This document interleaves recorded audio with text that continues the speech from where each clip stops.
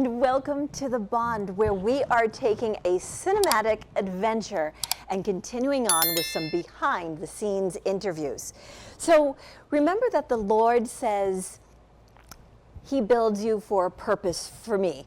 That's Psalm 138:8. And you are not the one holding all the pieces together. God is, and He finishes what He starts. So you need to commit your works to the Lord, and your plans will be established. Remember that one? That's, I think, Proverbs 16:3. Well, let me tell you about someone who was destined to do this and who really, really prayed about making a film like this. It is a very important topic that needs to be handled with care. And one of the people that is the mastermind behind it is Raouf Zaki, the creator of all of this. He has an amazing team with him, and we are going to continue interviewing them behind the scenes so you can understand what goes into this entire production. And when you understand the behind the scenes, I think it'll give you a better appreciation for when the film is ready and out and available for you to view. So let's start in with our interviews. I am Raouf Zaki. Today, I reach out to our Coptic and Christian communities with a heartfelt plea to support our film, Son of the 11th Hour. We require an additional $150,000 to fully realize this project. A story that commemorates the 10th anniversary of the ultimate sacrifice made by the 21 martyrs. This film is not just a reflection of their courage, it's a celebration of faith that we want to share across the world. Please join us in honoring their legacy by supporting this film through our website. Every contribution brings us closer to preserving their memory and sharing their profound faith with the world. May God bless you abundantly.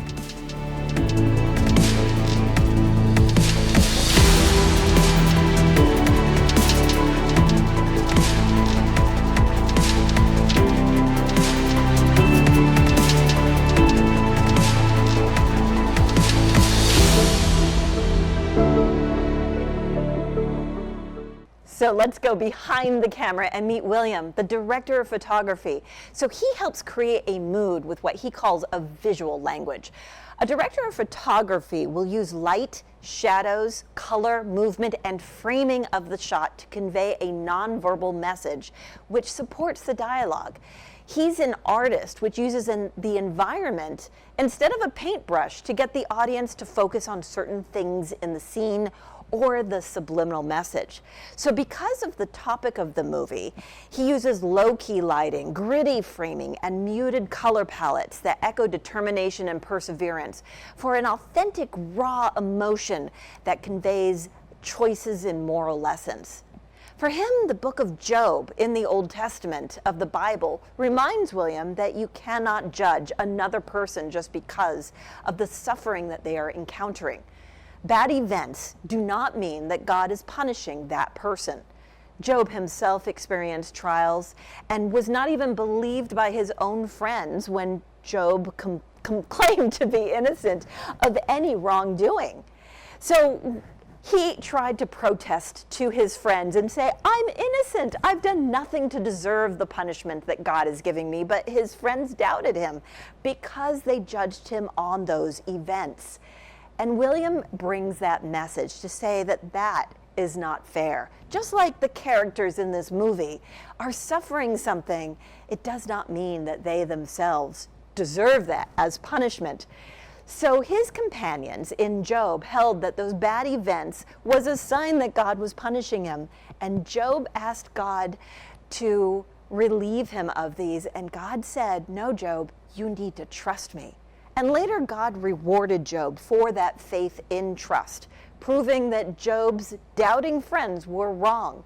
And that's a message that we might even see in this movie, that sometimes bad things do happen to good people, but the reason for that will be revealed much later on. So we were lucky to get William before he had to go and start filming night scenes. So let's see how William uses the lens to amplify the emotional weight of a moral conflict. And let's meet William.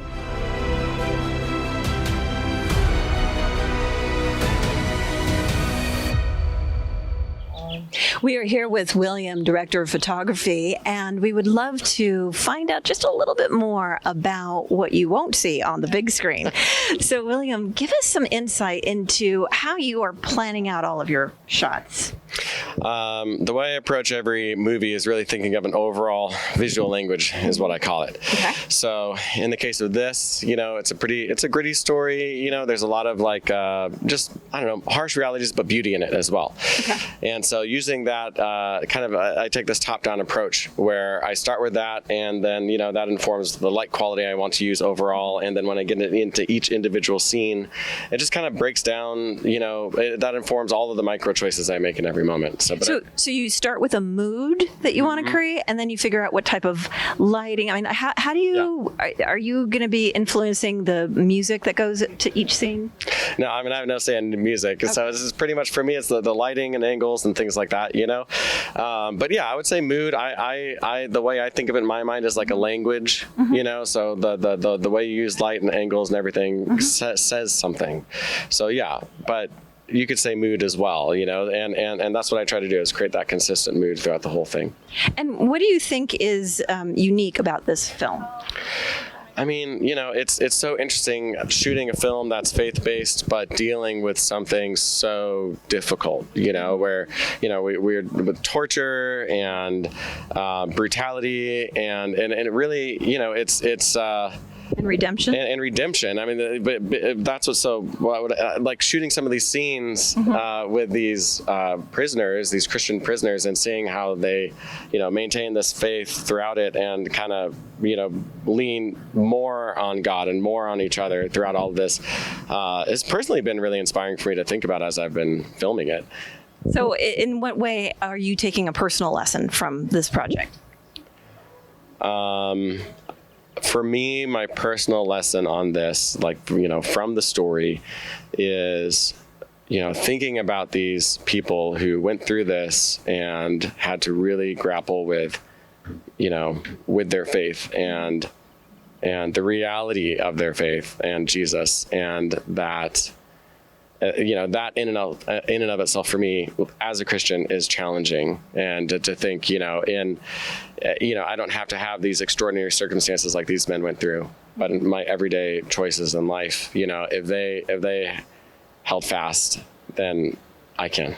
So some people, when they hit hard times, they use that almost as an excuse to fall away, to say, my heart no longer believes in God.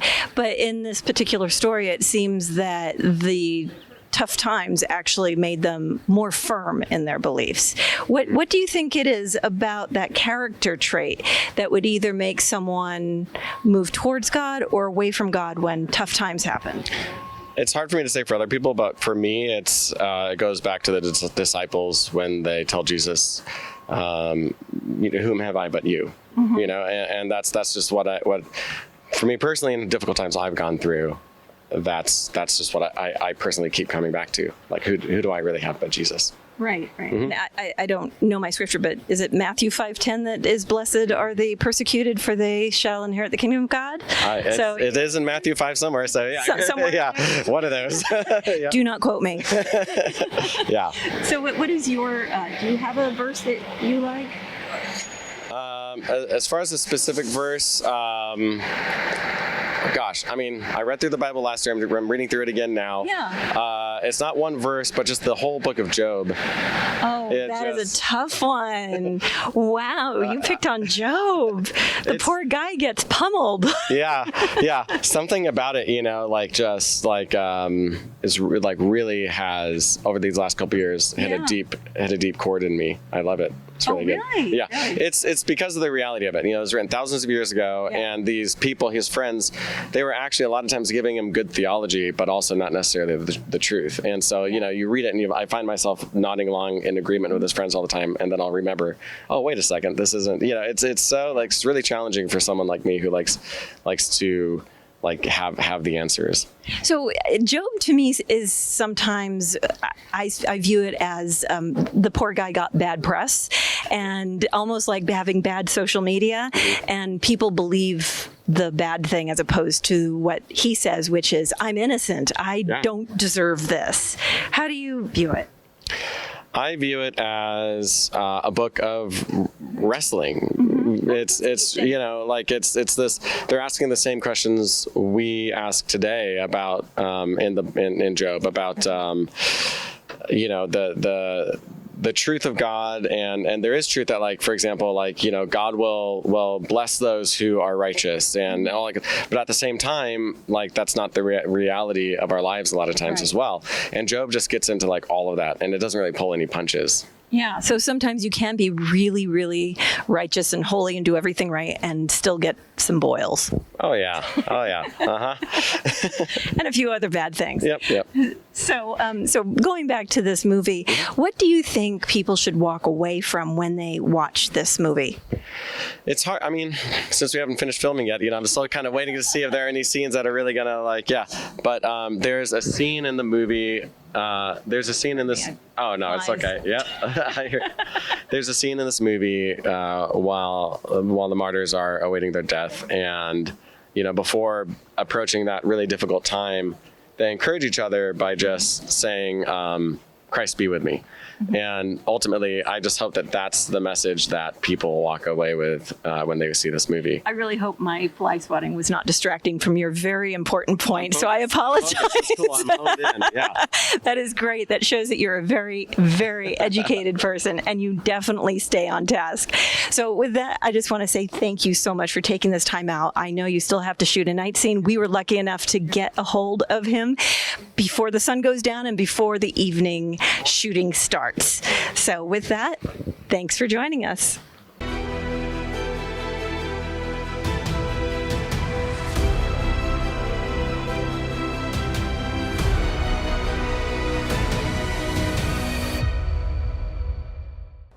Now, Monica co-produces Raouf Zaki.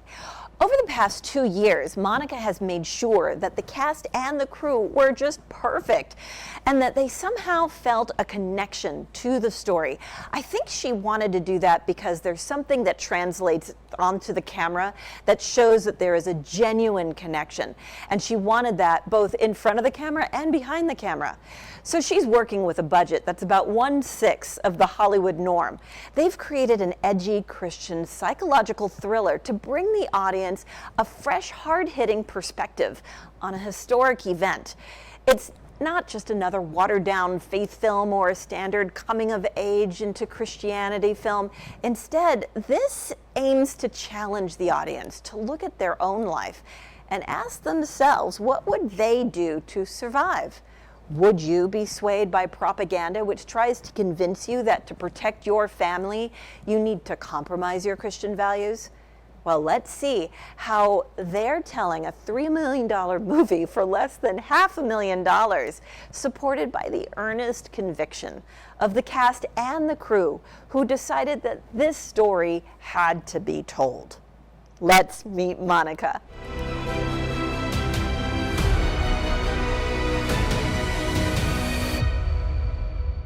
On such a busy set, we are privileged to be with Monica, who is one of the co-producers, to find out a little bit more about behind the scenes. So Monica, tell me, what do you think it's going to take to get this film to what you think is the next level? The next level. We are on the 12th day, and we still have some days ahead of us. And in the next level, we just need to stay focused to finish. And we need to focus on the post-production aspect also of the film, which include doing the editing and everything else. So that will be the next level, like getting to that point, to the post-production. And then what sort of way do you want to introduce this film to American audiences? It's very important that American audiences learn about the faith, the Christian faith in other countries, and how sometimes they can be persecuted, and but they are people of great faith. And this film is about the 21 martyrs of Libya, which are modern day martyrs, and I think it's very important to bring that to life. That it just happened in 2015. So if you see the martyrs of the church from thousands of years ago, like people kind of, you have a certain distance from them, and nowadays it's like, wow, it could be anybody, like persecuted by their faith. It could be me, so it's very important that people be aware of the different cultures, and that there are actually Christians in the Middle East and in other parts of the world. So do you think that people are unaware that Christians are being persecuted in different countries? Not that they are not aware, but it's something that is not brought to light through the media, because usually people focus in more political issues and instead of like religious persecution. So I think it's important that this be broadcasted to the whole world to see that there's many aspects that are going on, like not only politically but also spiritually around the world. So do you think that there are some political motivations in order to persecute a group like, say, the Christians in different countries, that there's votes to gain or power to gain by making sure that the Christians are not there? Well, certainly there has been throughout the history persecution of Christians, like the Yazidis, and there was the Armenians, like the Armenian, genocide, and so. And under Stalin, some Christians. Yes, under Stalin too. So. Yeah, it's all over the place. So tell me, what sort of effort does it take behind the scenes in order to get this type of a film off the ground? Does it take financial? Does it take effort of talent? Like, what goes into it? It takes a lot of effort, a lot of course, financial resources. This film, it would be like a $3 million film that we're trying to make a miracle here with what we have, which is a low budget, very low, like under $500,000. So we have been trying to be very mindful of the resources, because it's people that believe in us. We have executive producers, and so we go after the talent, the cast. We've been casting for 2 years. And we've been, even the people that we work with, the crew, we cast them, we interview them, we see if it's a good fit. And I can say that most of the people, or maybe all of them, are in this because of the story, because it's very important. They want to bring it to life. We had people who personally had something that it happened maybe in their families that is working with us. They were like, oh, we need to do this. And because they have gone through some certain level, like being touched by something like this. They've had some sort of a trauma in their life, and so they relate to the story. Yes, yes, they relate to the story. So do you think that people who everyday people, they could relate to the story? Are there characters in here that different people could relate to, do you think? I believe so, because the main character of the film, he is known as the man from Ghana, which it's like a psychological thriller. He's the audience. You walk through the film through his eyes, and you make decisions.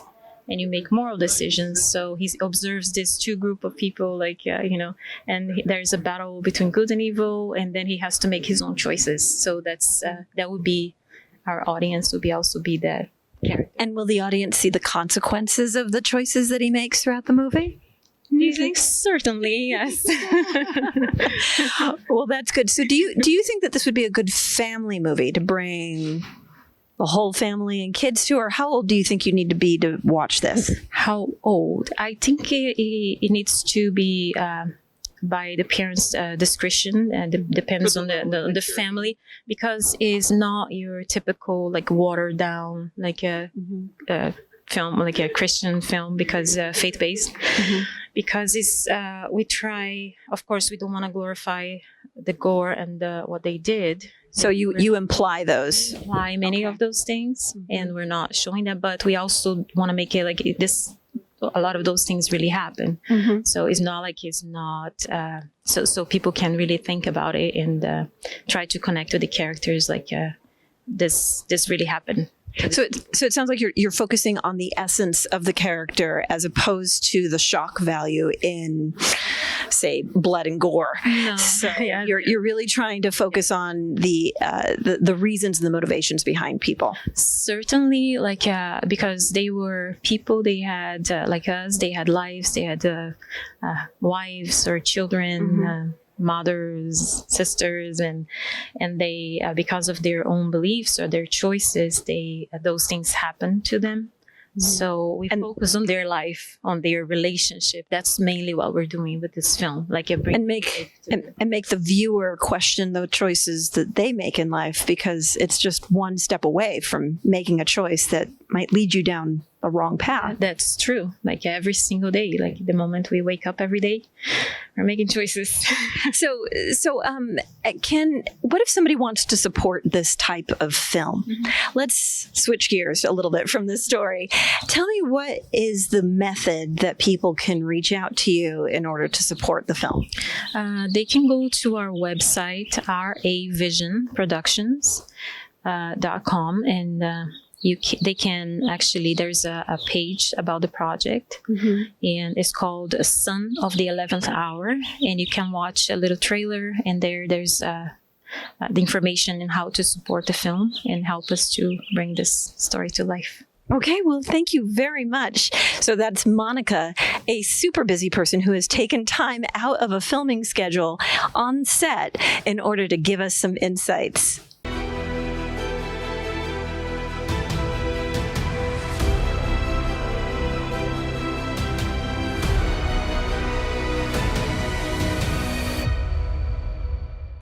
Now, Rami is a veteran Egyptian actor with over 2 decades of comedy. So why did he want to play a villain? Well, he wanted a role that would stretch his acting abilities. And to do that, he needed to prepare. He researched the 2015 incident to understand the motivations of everybody, including the villain that he is playing. He wanted to show and demonstrate that even in dark times, God can raise the voices of hope so that their legacy can be preserved and be used to inspire others. He wanted to honor the children, now grown 10 years later, the victims of those martyrs. So now let's meet Rami.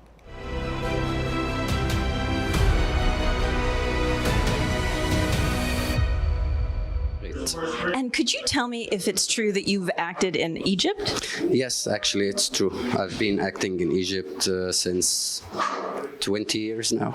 Wow. So what is the comparison for you between Hollywood and Egypt?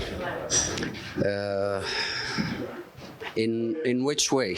Well, instead of acting styles, is the directing different? Is the infrastructure that we offer with cameras, crew, all that, is that different? No, none of this is different. The same industries everywhere, the same quality, the same cameras that we've been filming with the Alexa camera, which we were using here since 2010 when they invented, before we film in printed film.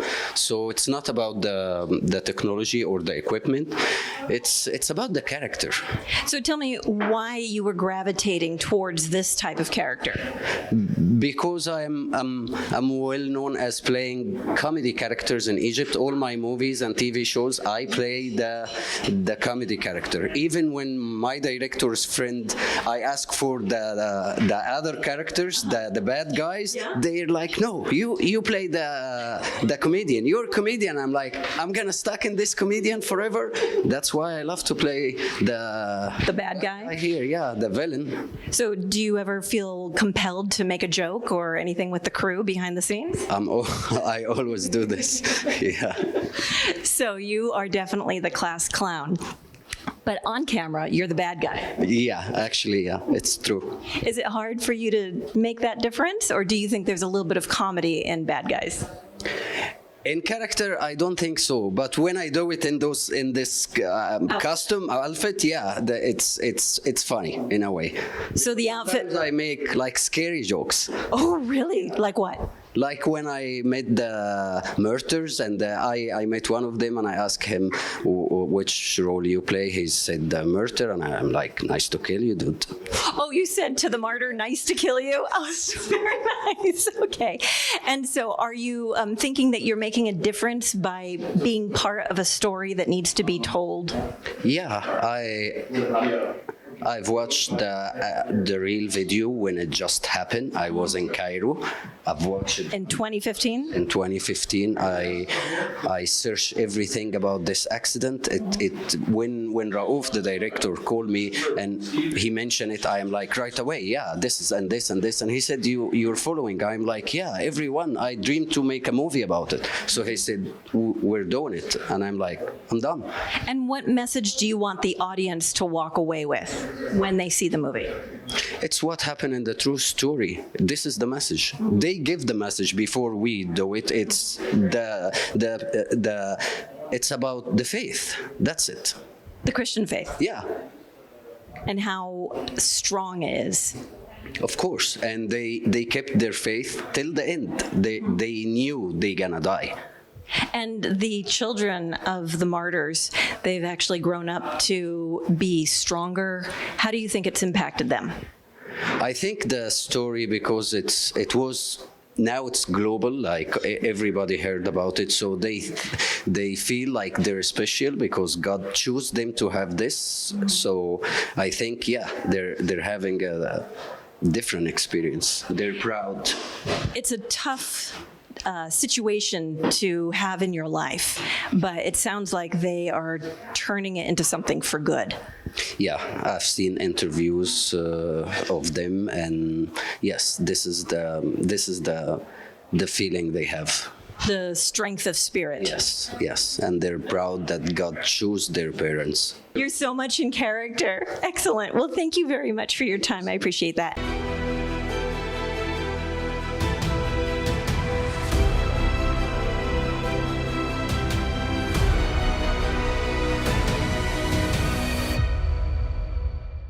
Raouf Zaki, whose work spans thrillers and comedies, directs The Son of the 11th Hour with absolute raw conviction. He based it on 21 Christian martyrs from a 2015 true story which happened in Libya. And of course, it was made with the surviving family's approval. It blends psychological tension with a message of hope. So Raouf sees this as a breakthrough in faith-based cinema. He wanted to create an absolute gripping, unflinching, and deeply human story to demonstrate the true strength of Christian faith and the tenacity of moral courage. He used his taste to imply powerful events instead of trying to shock the audience with a cheap horror movie gore. So there is nothing grotesque about anything that you'll see on camera. It is done with intention, and he wanted to create a film on the 10-year anniversary in hopes that it is a reminder that doing the right thing still matters and will echo into the future. So let's meet the core of this production, the man behind it all, Raouf Zaki.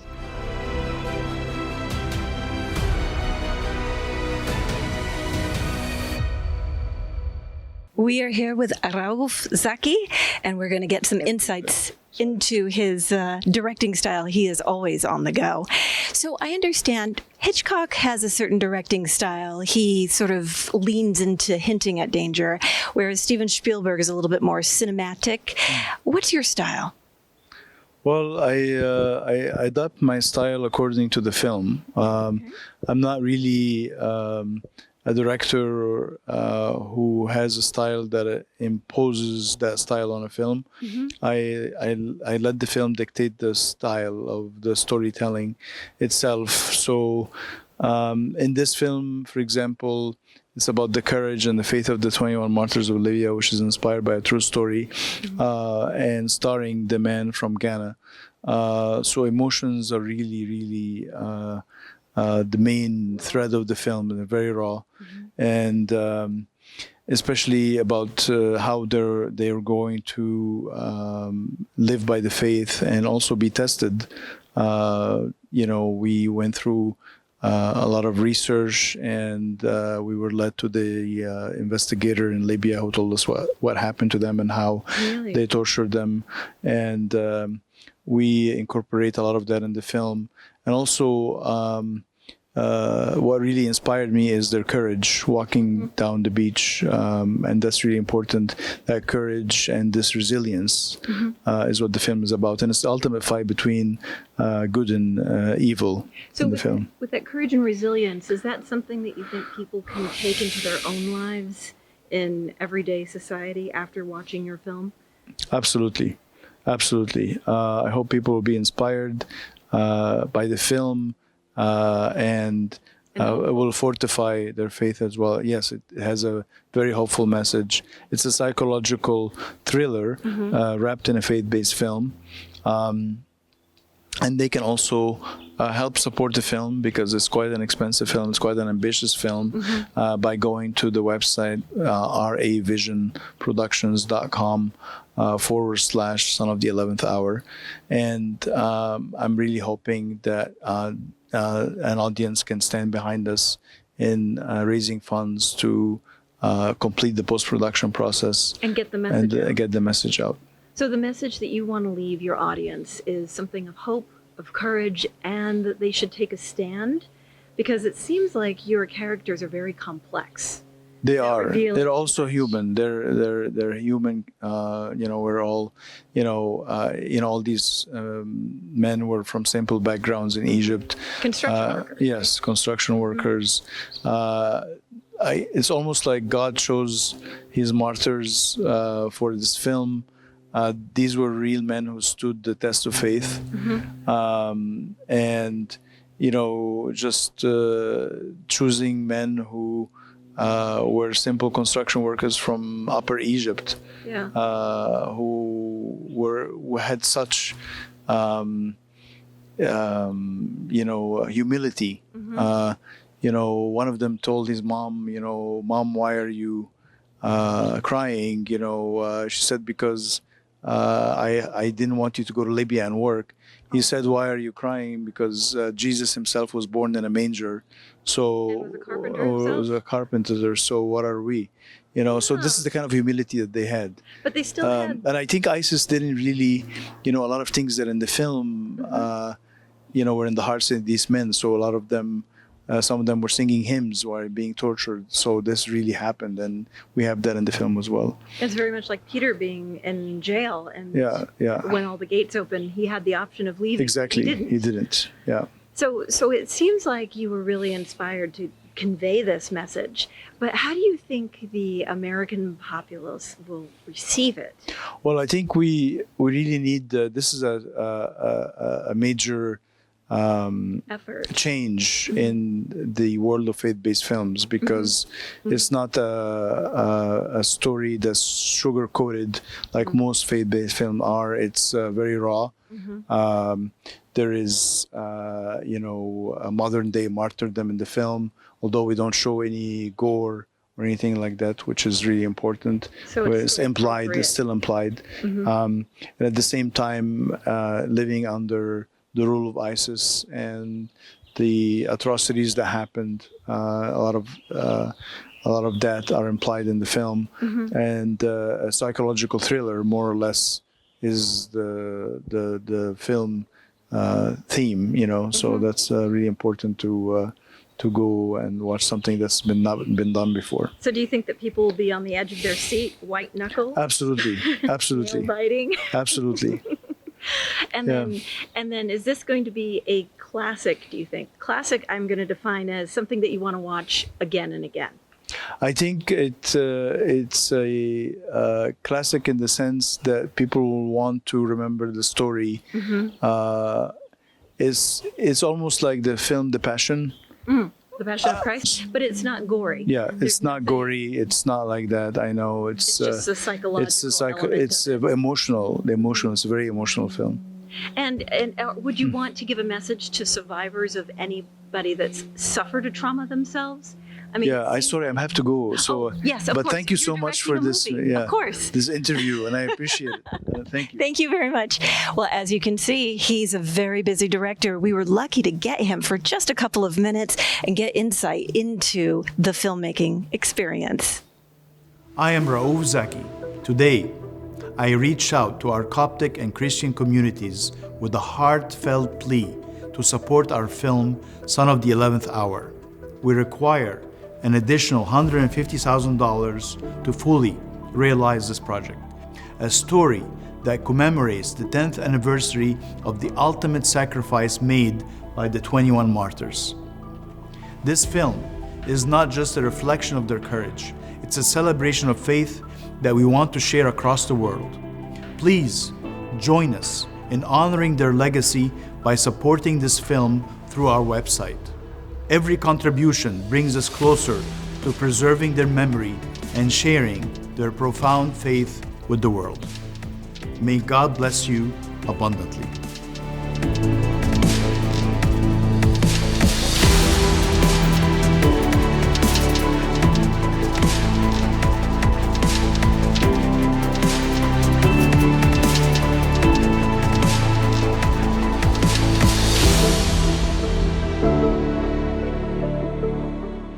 And that wraps up our behind-the-scenes tour with Son of the 11th Hour, a psychological thriller which echoes Christian values.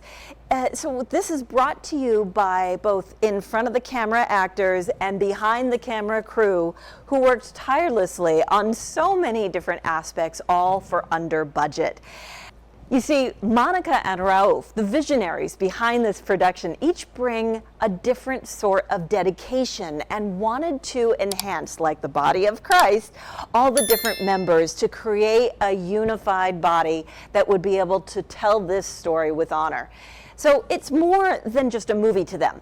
It's a work which would make the audience reflect on the choices that we make in our own lives. What's our destiny? Will my path intersect yours? And do I have the faith to take another step even in my own darkest hour? If you want to be part of this or of future projects, reach out and support Raouf. The website will show up on screen, and you can even scan the QR code, which you'll see on screen as well. So go ahead and consider donating to Raouf Zaki and his Rav Productions website.